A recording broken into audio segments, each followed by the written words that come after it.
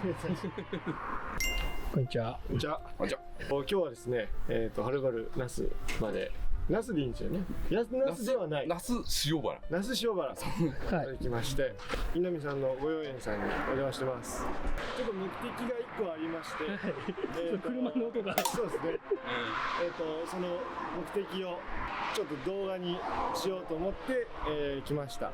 でなんですけど、まずちょっと Q さんもご園さん来たことないってことで、そうです。私も初めてなので、ちょっと園内を案内していただけたらなというふうに思います。よろしくお願いしお願いします。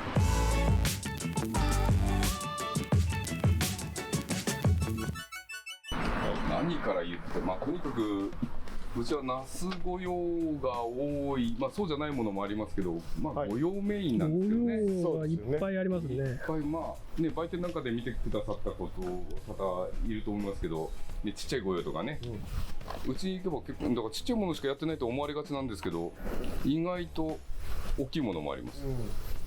でこの辺なんかもあれですよ、種から未生で作った五葉松とか、ほとんどミニミニなんかは八つ房ですけどね。もともとね、父がね、大宮古園さんなんで、もともとは臓器の方が多かったんですけど。そうなんですね。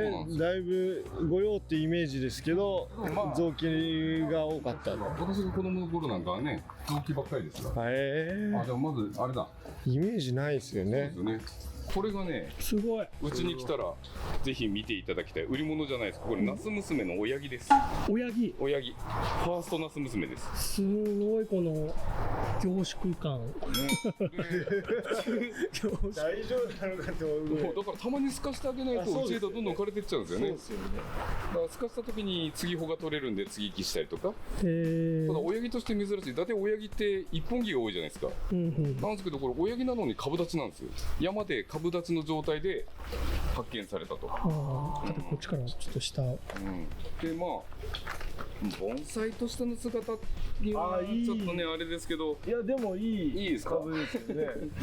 なんですけどね、これがね大木ですね。大木です。重くてね。これ古葉ね、普通の御用松だったら古葉うちは全部ハサミで切るんですけど、これは古葉全部ピンセットで手で取るんですけど、これ古葉取るだけで早くて2日、下手したら3日かかるんで、大体後回しにしちゃいます。親木だけど。親木だけ。葉っぱ細かいっすね。だからこれが本当のナス娘の葉っぱなんですよね。今ね、芽の出てる時期だからね、固まった後だとまたちょっと雰囲気変わりますけど、これはね、うち来たらとりあえずこの葉章は見ていただきたいですね。でね、大体接ぎ木とかで増えるんで、ね、唾液の血が入っちゃってちょっと変わってくるんですけど、これが本当のナス娘の葉っぱです。なるほど。だからもう元からってことですね。そう完全にもう接ぎ木して取り木して時根出させてもこの葉っぱになるの混じっちゃうんですかね。不思議ですけど。でもそうですからね。これがそうです。そう。高い買うこともありますけど、ちょっとベースはいいんだけど、ちょっと傷んだ木とかをちょっと手に入れて直すっていうのが比較的得意というか好きというかなりそうな気が。あとこれ雪姫の親木です。これ親木。これそうなんですか。すごいいい木。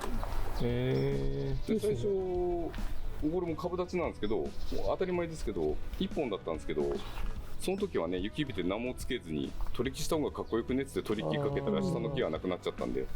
そうなんだ。じゃあこれが残ったってことですね。これが一番コバですね。そうですね。最近やっぱりね流行ってる。おかげさまで綺麗なんですよね。全てにおいて綺麗っていう。肌も綺麗だし。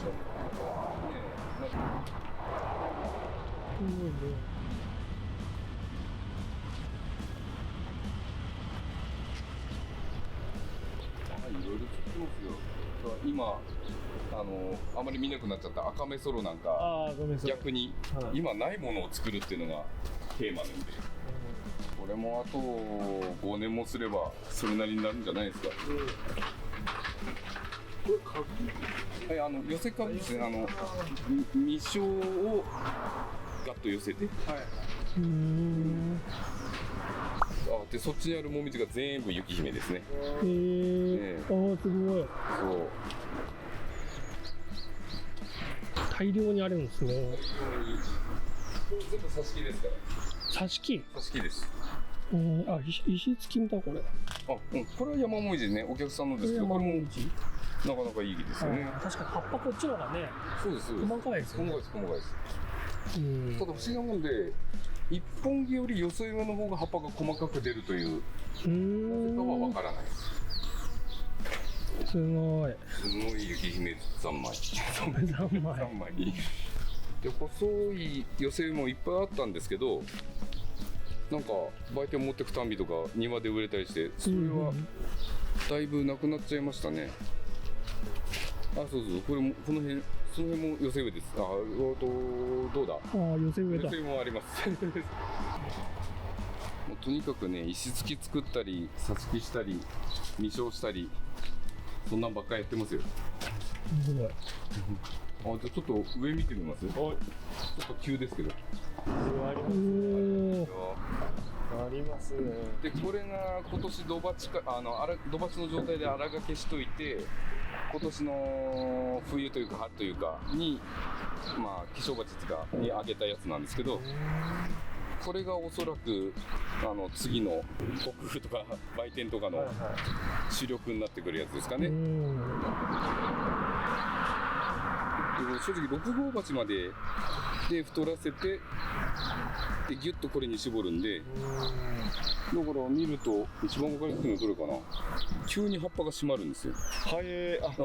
これなんかほら去年の葉っぱがこんな長くてこんなに短くなって、これなんかまさにですよね、こんな長かったのがこんなに詰まると。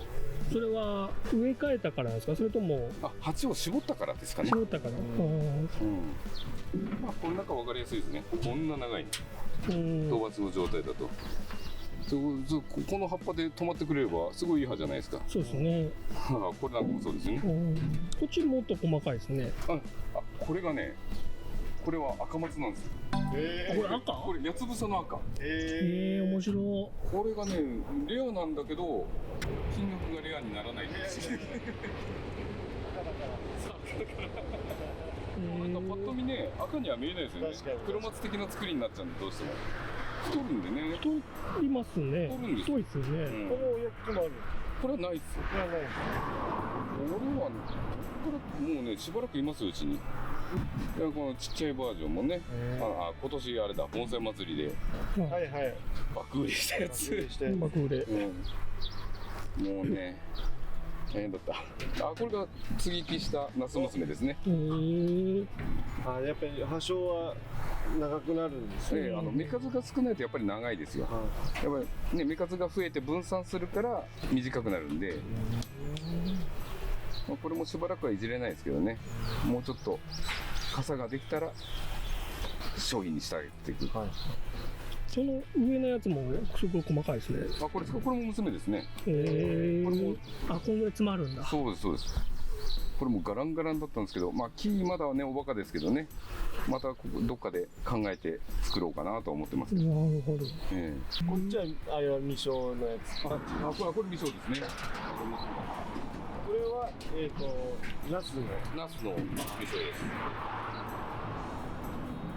これはうちで種まいて、よそで種まいてガサッと出て植え替えられてなかったやつがトレーにあったんですけど、あまりにも密集しすぎてて内側が枯れちゃいそうだったんで割ってちょっと投資を良くしたやつですね。これがそうなるにはやっぱり10年ぐらいかかるかな。10年。この辺にいる子たちが未生の20年以上。ありがとうございます。ちっちゃい頃からやってないと多分未生じゃないとできない。できないですね。なんかこれは売り気ないんですけど、俺なんか明るくなったらすごく良くなりそうじゃないですか。草生えたら恥ずかしい。恥ずかしい。ねえ、この太さなんですから。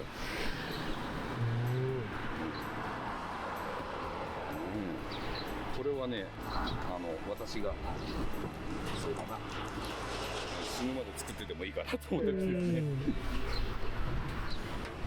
見た通り未生ですからね、いろんな葉っぱが出るんで。それが面白いですよ。まあ、だからね、そっちが2番目これなんてね、未生木ですけど、葉っぱがもう八つ房ですよね。ヨガヨなら名前つけてもいいぐらいの。風神だって名前ついてばけどあっちもあるじゃないですか。あっちは今嫁が水やってますけど、あっちがもうその前の段階。あっちも水やってるけど見に行きます？そうです。せっかくだから、こうなる前の段階。これ厚さは大丈夫なんですか？これが、これ鉄板じゃないですか。夏なんか手で触れないぐらい熱くなるんですけど、全然問題ないです。全然問題。なんかイメージちょっとこれで大丈夫なのかなってイメージ。じゃんって思うじゃないですか。やっちゃうじゃんって。でこれが例えばこの20年製のやつ、もう上でこうやって良くなったかって針金かけて下下ろすじゃないですか。下下ろしてない同等のやつがあるとするじゃないですか。5年すると上に乗ってるやつの方が太ってる。だから根が温まるこれ限度があると。ただ、例えばねですけど、大宮暑いですから、大宮でやったらどうなっちゃうか分かんないですけど、ここなら大丈夫って。要は夜は冷えて、そう昼間暑いっていうのがいいってことですかね。でまあ水やれば自然的にね、冷えますから、その差がいいのかな。要は、木としてもより頑張って成長するっていうことなんですかね。だから根が温まった方がいいとはよく言うじゃないですか。にしても限度があるだろうと。確かに今だってもわっとすごい、これ夏場本当触れないですよ。目玉焼き焼けんじゃないかぐらい熱くなりますから、それでも大丈夫です。大丈夫。ただ那須塩原限定かもしれない。同じようにじゃあいいんだって言って大宮東京でやったらどうなるか保証できない。保証はできないです。夜まで多分この温度続いちゃうかもしれないですね。あ、そうですよね。大宮でした時夜地獄でしたもん。暑くて。こっちは本当に7月8月でも夜窓開ければエアコンいらないぐらい涼しくなりますから。そうかな。あんな大きな縁があるのに引っ越そう。もしあれだったら土地は探しときますけど。ちょっと水かけの邪魔しながら上行ってみます。邪魔しながら。すまんね。これが。すいません、お邪魔します。これ味噌。これが八つ房の。あ、そういうことですね。追記ですね。で、なんか八つ房をいっぱい集めてただけの人から。だから銀河とかよく聞いたことないような。ありますね。そう、黄身サラダとか。銀河ってなんかあったな、この間うち。銀河はすげえ細かい。この辺銀河かな。なんかありましたよね。あれ銀河っぽいな。これか、こっちじゃないか。こういうのあったな。へえ。まだね、盆栽作業するには。すごい。お前誰だっけ？それ札なくなったんでなんだか分かんない。すごい細かい。ね、これケゴンだ。これも夏系のね。夏系のいいやつ、ケゴン。桃山ちゃんもいますけど。桃山。これは東寺園さんといえばもう。これすごいですね。それは可愛いですね。悪いやつ。可愛いですね。そういうのね、我々にとっては悪いって言っても、たまにね始めたばっかりの若い人が可愛い。可愛いですね。でこれが未生で何年目かな。まあ4年ぐらいか。でもこう詰まるやつもあるみたいな。ありますあります。やっぱり大きくなりたがるやつとなりたがらないやつがいるんで、それによってさっきの20年生の大きいタイプ作るか、いつも売ってるようなね、このぐらいのサイズ、商品サイズのを作るかを決めると。人間と一緒ですね。そう。やっぱりこの子たちは今何僕はやられますけど、こいつらは何年目だか忘れちゃったな。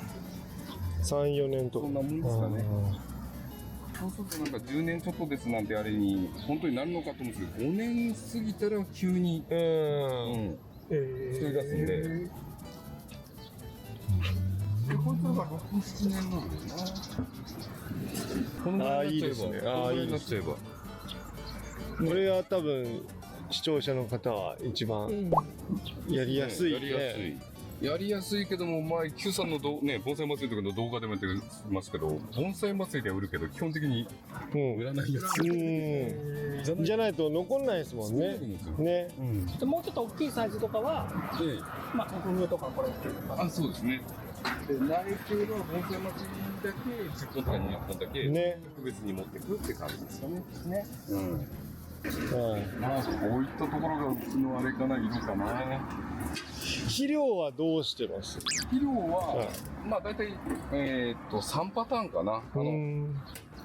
もちろんできたやつは玉肥でやりますし、でこういったものは練り肥、油かす買ってきて練って、それと骨粉をところどころ茶袋みたいに入ってるのはあったと思うんですよ。あれ骨粉なんですよ。骨粉オンリーで入れてってことですね。だって玉肥とか練り肥って大体1ヶ月ぐらいしか効かないじゃないですか。でも骨粉ってずっとね結構長いですもんね。混ぜちゃうと骨粉は効いてるのに確かにそうだったら骨粉は骨粉だけ乗せといて。じゃあ両方乗せる場合もありますあります。両方乗せますけども骨粉は骨粉。まあ玉ひもの骨粉入ってますけど、入ってるタイプ使ってますけど、まあ別にしといて、そうすれば玉ひカスカスになったやつは取っちゃっても骨粉は置いとけるんで、そうするとやっぱり芽吹きとか違いますよね、色とか。確かにうちカスカだけど骨粉が残ってるからのっけてるのあるもんな。確かに。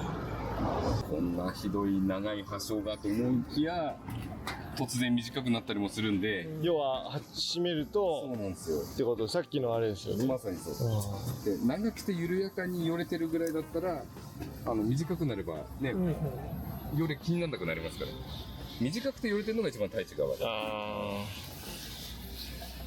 でもさっきも言ったようにそういうのがダメだと思って悪い例として売店持っていくと、この子負荷もかかってるみたいで可愛いって女の人が買ってたりするんで、何がいいかって分かんない。需要あるんですね。需要あるね。それはもちろんそうです。上から見てもなかなか面白いでしょ。でも結構雑巾も混在するような配置なんですね。あの辺の寄せ植えは先ほど言った雪姫。改めて見てこれすごいですね。やっぱりすごいでしょ。本当に遠目から見るとモコモコになりすぎた心拍に見えちゃうぐらいに。使うてみると御用だったんだみたいな。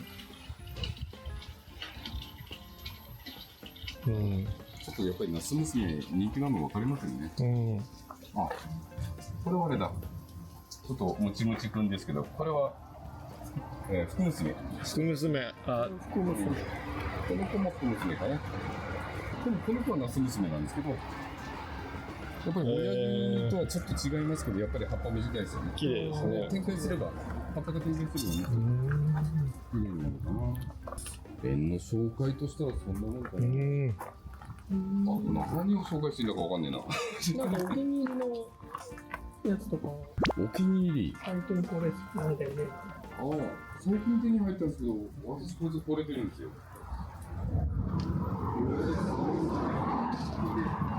ナス模様の本当にこれナス木なんですか。これが盆栽だよなって改めて思った木の一つ。盆栽らしい。そう、本当になんていうか白黒の写真のこの国風展の中で本当に一番いい木みたいな感じで載ってるやつなんかはなんか本当にこういう雰囲気の木だよなっていう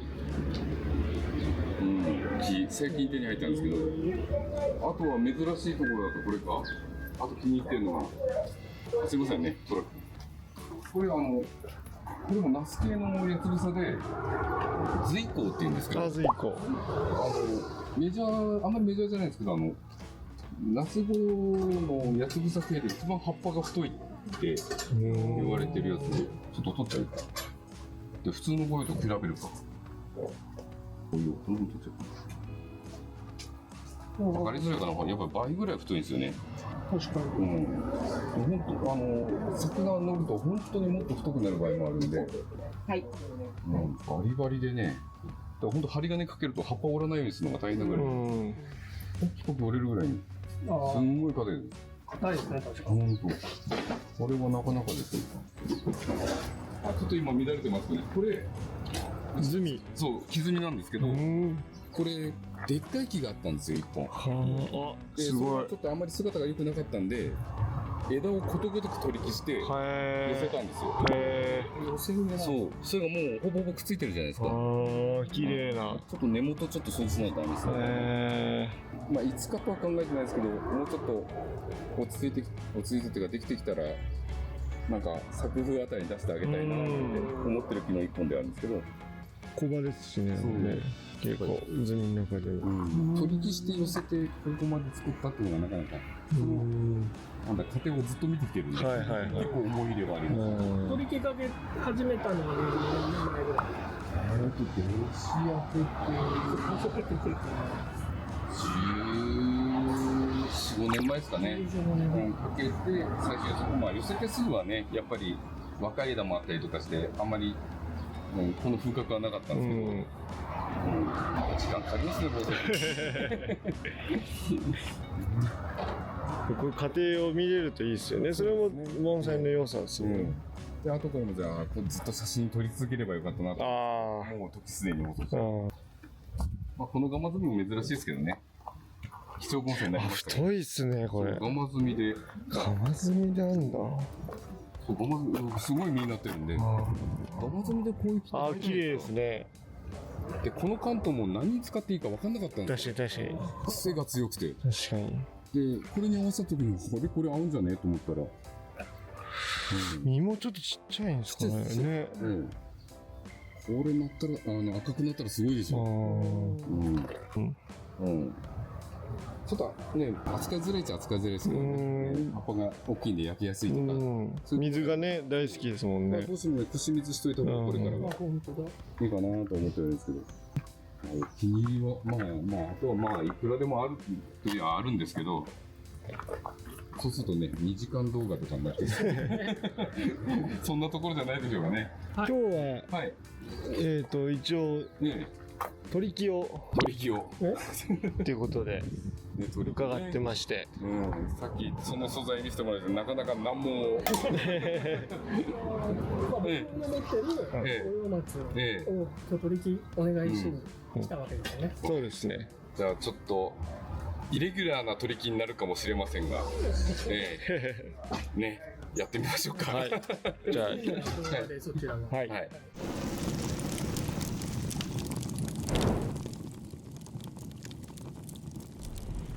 ご紹介いただきましたので、今度の動画で、取り木の方をやっていただきたいと思います。ちょっと僕も、迷っていた木なので、勉強させていただきたいと思いますので、よろしくお願いします。はい。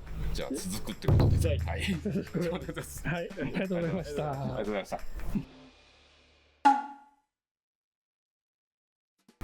れ、五山と団子の写真とここいた。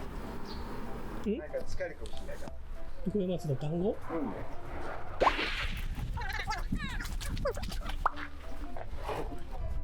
あ、松ぼっくり。あ、これ種飛ばない。あ、もともとこういう形なのか。そう。あ、ここのね、もう未消化できるってことですね、じゃあ。そう。すげえ。なら、あんまりないから。何かに使えるでしょ。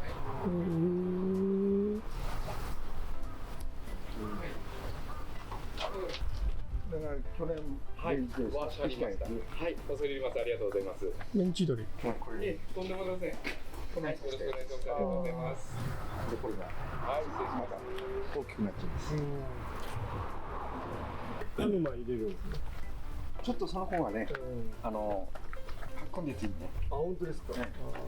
水持ち的に。そう。いや、水持ちよりも運びつがいいって。はあ。ね、いいです。